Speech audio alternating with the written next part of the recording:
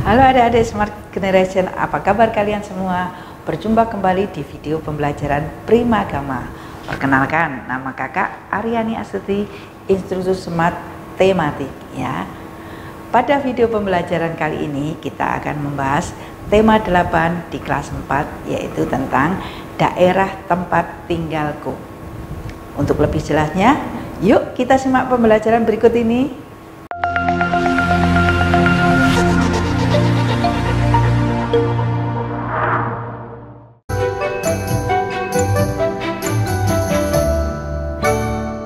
Oke, kita tema 8 ya, daerah tempat tinggalku. Nah, di mana kalian berada, disitulah tempat tinggal kalian ya. Ada yang berada di pedesaan, ada yang di kota, ada yang di pulau lain, bahkan ada yang di negara lain. Tetapi kakak kali ini akan membicarakan tentang daerah tempat tinggal kita. Untuk selanjutnya, yuk kita simak bacaan bahasa Indonesia berikut ini. Nah, kita akan belajar bahasa Indonesia, mencermati tentang tokoh-tokoh yang terdapat pada fiksi atau teks fiksi. Nanti tokoh-tokoh pada teks fiksi, cerita fiksi ini, kita bisa tahu tokoh utamanya maupun tokoh tambahannya. Nah, pengertian fiksi sendiri adalah sebuah prosa yang tidak terjadi di dunia nyata dan hanya berdasarkan imajinasi atau pikiran seseorang. Nah, jenis fiksi itu ada 3. Ada novel, roman, dan cerpen. Kalau novel itu ada tokoh utamanya dengan pro dan kontranya dari awal sampai akhir hingga klimaks atau ada endingnya. Kalau roman itu ada beberapa tokohnya, kemudian biasanya ini adalah yang klasik-klasik. Kalau cerpen yaitu hanya cerita pendek. Nah, adik-adik nanti bisa belajar membuat cerpen. Coba nanti adik-adik berimajinasi, berpikir, kemudian membuat cerpen ya. Nanti bisa kita latih lagi. Oke, kakak lanjutkan ke soal-soal. Nah, di sini simaklah kutipan teks berikut ini. Si lancang sudah mulai bosan dengan kehidupan yang serba kekurangan. Ia mengeluh, tampak putus asa.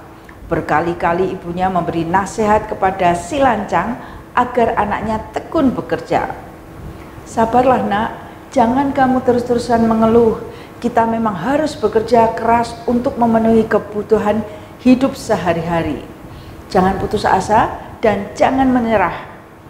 Begitu ibu si lancang menasihati anak semata wayangnya itu. Nah, bacaan ini dikutip dari Si Lancang dalam kumpulan cerita rakyat Citra Aji Parama tahun 2007. Untuk selanjutnya, soalnya masih ingat ya bacaannya, kita lanjut di soalnya. Nah, sifat ibu si lancang tadi adalah A. Pemalas, B. Pemarah, C. Penyabar, D. Mudah penyerah. Kalau dilihat dari jawaban di atas, yang paling benar adalah ibunya seorang penyabar ya. Ibunya bukan pemalas, bukan pemarah, dan bukan orang yang mudah menyerah. Kita lanjut. Dahulu kala hiduplah sepasang sahabat di daerah Kalimantan Barat. Mereka adalah seekor tupai dan seekor ikan gabus. Suatu ketika saat bertemu, tupai sangat kaget. Gabus terlihat lesu.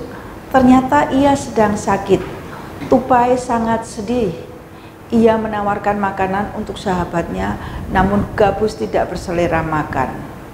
Gabus hanya menginginkan satu jenis makanan yang diyakini dapat menyembuhkan penyakitnya.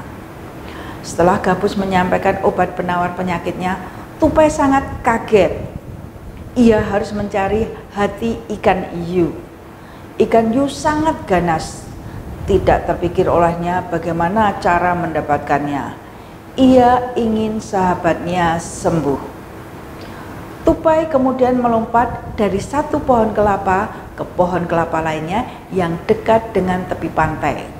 Saat menemukannya, ia melubangi satu kelapa dan membiarkan airnya habis. Kemudian sang tupai masuk ke dalam kelapa. Angin kencang membuat kelapa jatuh ke pantai dan ikan hiu memakannya. Di dalam perut ikan, tupai kemudian keluar dari kelapa dan menggigit hati ikan hiu. Ikan tersebut mencoba bertahan sampai kehabisan tenaga. Ombak besar membawa ikan hiu ke tepi pantai. Saat itulah tupai keluar dari mulut ikan hiu dan membawa hati ikan kepada sahabatnya. Sampai di tempat ikan gabus, tupai kemudian memberikan hati ikan hiu untuk dimakannya. Beberapa hari kemudian, tupai melihat sahabatnya segar kembali. Betapa senangnya tupai melihat ikan gabus sehat seperti sedia kala. Nah, cerita ini diambil dari dongeng dan cerita rakyat Nusantara paling melegenda, Ajeng Restiani ya. Kita lihat soal berikutnya. Nah, tadi kan kita sudah melihat dan membaca cerita tadi ya. Soalnya adalah tokoh cerita di atas adalah A. Tupai, B. Ikan gabus, C. Ikan hiu, D. Tupai dan ikan gabus. Setelah mendengar ceritanya berarti tokohnya adalah tupai dan ikan gabus. Jadi jawabannya D. Oke adik-adik, jelas ya? Iya, oke. Kita lanjutkan soal berikutnya. Nah, jenis cerita fiksi di atas adalah A. Roman, B. Novel, C. Cerpen, D. Drama. Jadi jawabannya adalah yang C. Cerpen, karena merupakan cerita pendek ya adik-adik ya. Oke, kita lanjut. Jika tokoh dalam cerita berwatak jahat dan durhaka, maka ia disebut sebagai A. Antagonis, B. Oportunis, C. Melankolis, D. Protagonis. Nah, kalau yang jahat adalah antagonis. Jadi tokoh yang baik protagonis. Yang B dan C hanya untuk mengecoh saja ya. Oke, kita lanjutkan adik-adik. Tokoh tambahan dalam cerita fiksi di atas adalah, tadi kita sudah mendengarkan semua ya. Ada tupai, B. Ikan gabus, C. Ikan hiu, D. Kepiting. Jadi yang tokoh tambahannya adalah ikan hiu ya, ikan hiu. Kepiting tidak ada dalam cerita tersebut. Kita lanjutkan. Kita akan belajar IPA. Nah, IPA kita akan membicarakan tentang KD 34, yaitu menghubungkan gaya dengan gerak pada peristiwa di lingkungan sekitar kita. Nah, sekarang ini ada beberapa pengaruh gaya terhadap benda ya. Gaya menyebabkan benda diam menjadi bergerak. Yang kedua, gaya menyebabkan benda bergerak menjadi diam. Yang ketiga, gaya itu juga dapat menyebabkan benda bisa berubah arah. Kemudian, gaya juga dapat menyebabkan benda bergerak lebih cepat. Yang terakhir, gaya juga bisa mengubah bentuk benda. Kita lanjutkan soal-soalnya. Nah, kita lihat gambar di sini ya. Di sini ada pemain bola, kemudian bolanya di atas kepala ya. Ini di dahi.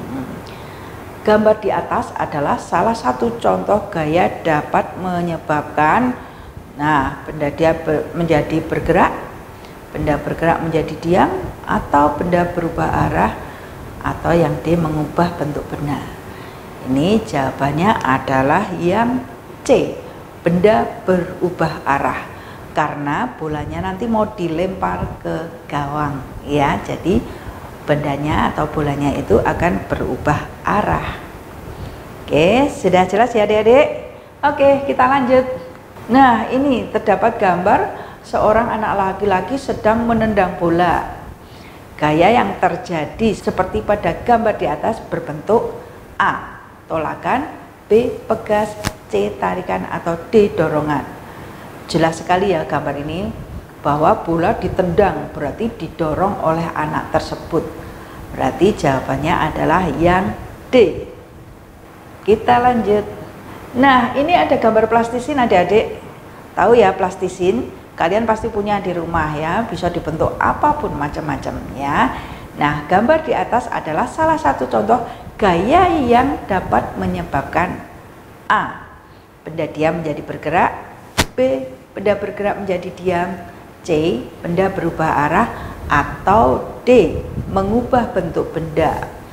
Dilihat dari bentuknya, semula biasa saja ya, kemudian diubah menjadi beberapa buah-buahan. Berarti jawabannya adalah yang D. Mengubah bentuk benda. Ya, diingat-ingat Dek.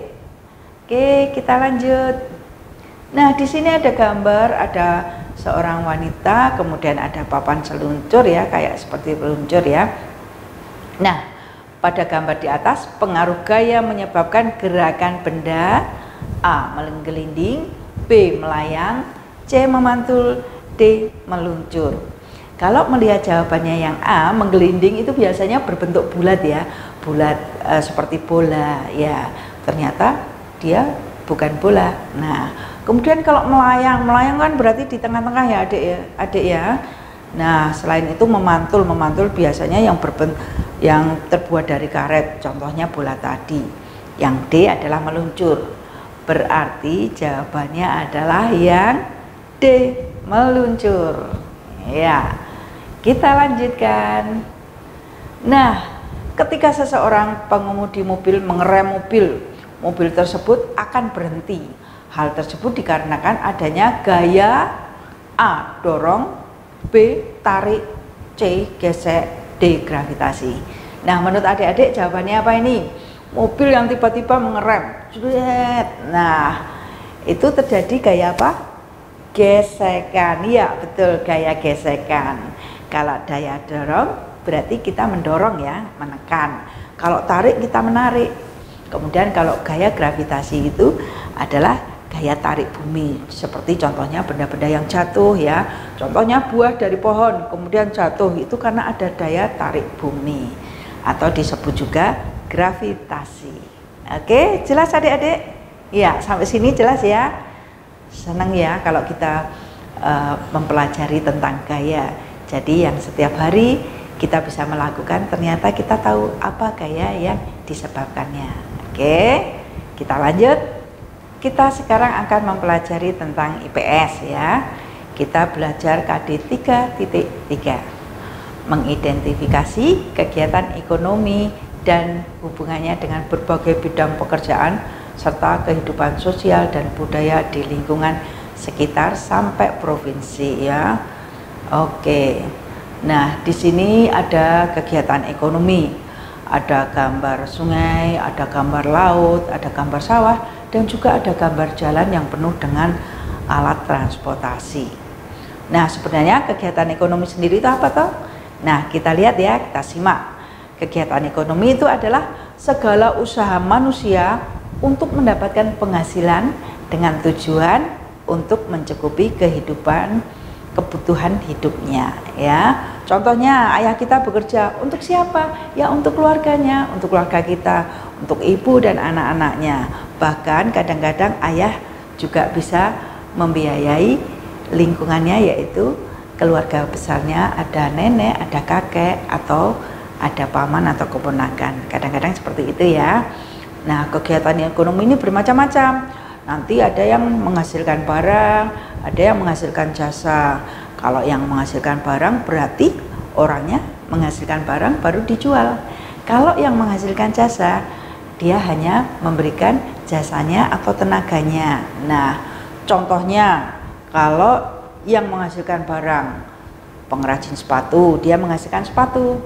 Pengrajin keramik, dia akan menjual keramik. Kemudian termasuk petani, nelayan, itu juga penghasil barang. Kemudian kalau penghasil jasa, contohnya ada guru, ada dokter yang saat ini baru dibutuhkan ya anak-anak. Kemudian ada juga tukang rambut atau salon dan sebagainya. Nah, kita simak soal berikut ini. Kegiatan ekonomi terdiri atas produksi, konsumsi, dan distribusi. Jenis pekerjaan berikut yang berhubungan dengan kegiatan produksi adalah A. Pedagang, B. Petani, C. Supir, D. Agen. Nah, yang menghasilkan barang atau produksi, tadi masih ingat kan? Berarti antara A, B, dan C dan D adalah B. Petani, ya. Oke, bisa ya adik-adik? Kalau supir itu adalah jasa. Kita lanjut ke soal berikutnya. Ada banyak jenis kegiatan ekonomi, antara lain pertanian, perkebunan, peternakan, perikanan, perhutanan, pertambangan, perindustrian, dan jasa. Contoh hasil kegiatan ekonomi perhutanan: A. Jagung, B. Padi, C. Pinus, D. Gandum. Kalau melihat jawaban ini, jagung berada di mana, Dek? Apakah di hutan? Tidak ya, dia ada di sawah atau tegalan. Kemudian padi itu di sawah. Nah, pinus ini ada di hutan. Kalau gandum juga di pertanian ya. Nah, selain pinus, hasil hutan adalah ada rotan, ada damar, dan sebagainya. Sudah jelas adik-adik tentang hasil kegiatan ekonomi ini? Oke, kita lanjut ya. Karena kekayaan alam di suatu daerah dengan daerah lain berbeda menyebabkan terjadinya keragaman titik-titik bagi penduduknya. A. Agama dan keyakinan, B. Penghasilan yang sama, C. Jenis mata pencaharian, D. Perilaku bermasyarakat. Nah, di sini yang menyebabkan terjadinya keragaman adalah jenis mata pencaharian ya. Karena kalau agama dan keyakinan jelas bukan. Penghasilan yang sama, semua orang penghasilannya tidak sama ya, berbeda-beda. Kemudian perilaku masyarakat bukan ya. Jadi jawabannya adalah yang C, jenis mata pencaharian. Soal selanjutnya. Kegiatan ekonomi sangat dipengaruhi oleh lingkungan. Pengaruh lingkungan terhadap kegiatan ekonomi ditunjuk oleh A. Banyaknya penduduk pantai yang membudidayakan rumput, B. Keberagaman hasil produksi pertanian yang dijual di pasar tradisional, C. Jumlah objek wisata di berbagai daerah meningkat, D. Kegiatan perdagangan terjadi di setiap daerah. Melihat soal di sini adalah pengaruh lingkungan ya. Pengaruh lingkungan berarti jawabannya adalah yang A ya, karena lingkungannya pantai maka banyak yang membudidayakan rumput laut. Oke adik-adik, jelas ya? Oke, kita lanjut. Sudah capek belum? Iya, kita tetap harus semangat ya. Kita lanjutkan lagi. Kita akan belajar tentang PPKN atau Pendidikan Kewargaan Negara. Kita belajar KD 3.3, yaitu menjelaskan manfaat keberagaman karakteristik individu dalam kehidupan sehari-hari ya. Nah, di sini kita lihat nih manfaat keberagaman karakteristik individu dalam kehidupan sehari-hari. Sejak zaman dahulu, bangsa Indonesia dikenal sebagai masyarakat yang majemuk. Hal ini tercermin dari semboyannya Bhinneka Tunggal Ika, yang artinya apa adik-adik? Iya betul, berbeda-beda tetapi tetap satu jua.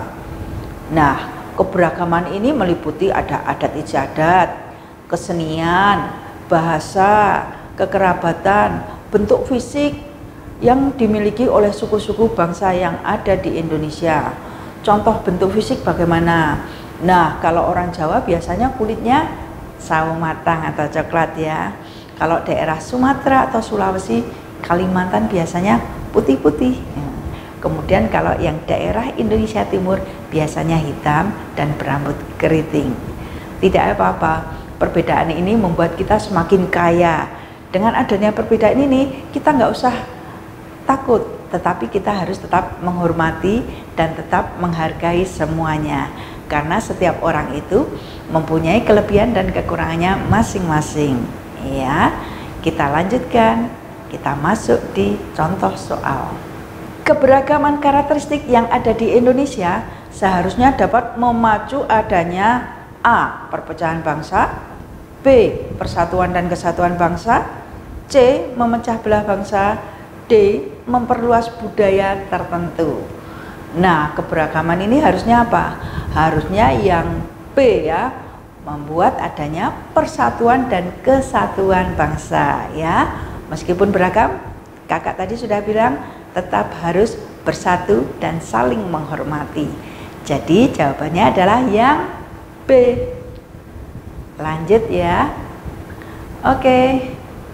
Pernyataan di bawah ini yang tidak mendukung adanya keberagaman karakteristik yang ada di Indonesia adalah A. Menerima budaya daerah lain dengan baik, B. Menolak budaya lain daerah yang tidak sesuai dengan budaya kita, C. Menghormati budaya daerah lain, D. Menghormati perbedaan budaya yang ada. Ingat, yang tidak mendukung. Nah, yang tidak mendukung adalah yang B. Menolak budaya lain daerah yang tidak sesuai dengan budaya kita. Oke, soal selanjutnya. Mau menerima keberagaman karakteristik individu dalam masyarakat sebagai bagian dari budaya nasional dapat menumbuhkan sikap A. Nasionalisme, B. Strukturalisme, C. Etnosentrisme, D. Federalisme. Jadi jawabannya apa adik-adik? Coba lihat. Iya, betul, jawabannya adalah yang A. Nasionalisme. Perhatikan beberapa kegemaran berikut ini. 1. Menari, 2. Bulu tangkis, 3. Melukis, 4. Sepak bola. Perbedaan kegemaran dalam bidang seni. Ingat ya, seni ditunjuk pada angka A 1 dan 2, B 1 dan 3, C 2 dan 4, D 3 dan 4. Kita lihat yang satu tadi apa? Menari. Nah, menari ini adalah seni. Kemudian kita ambil ya. Yang 2 bulu tangkis. Bulu tangkis itu apa? Seni atau olahraga? Oh, olahraga. Berarti tidak kita ambil ya. Kita lepas. Yang 3 melukis. Melukis juga merupakan bidang seni. Jadi jawabannya adalah 1 dan 3, yaitu B ya. Oke, kita lanjut. Pada saat memperingati Hari Kebangkitan Nasional, masing-masing sekolah menghimbau siswanya untuk berpakaian adat. Hal ini menunjukkan bahwa di Indonesia memiliki titik-titik budaya. A. Keberagaman, B. Kesamaan, C. Keseimbangan, D. Keindahan. Nah, melihat jawaban ini, yang betul adalah yang A. Keberagaman ya. Demikian adik-adik Smart Generation penjelasan mengenai tema 8 ya. Semoga bermanfaat untuk kalian semua. Sampai berjumpa di video pembelajaran selanjutnya. Jangan lupa subscribe channel YouTube kita dan bunyikan lonceng agar tetap update video kita. Primagama siap, Primagama smart, Primagama terdepan dalam prestasi.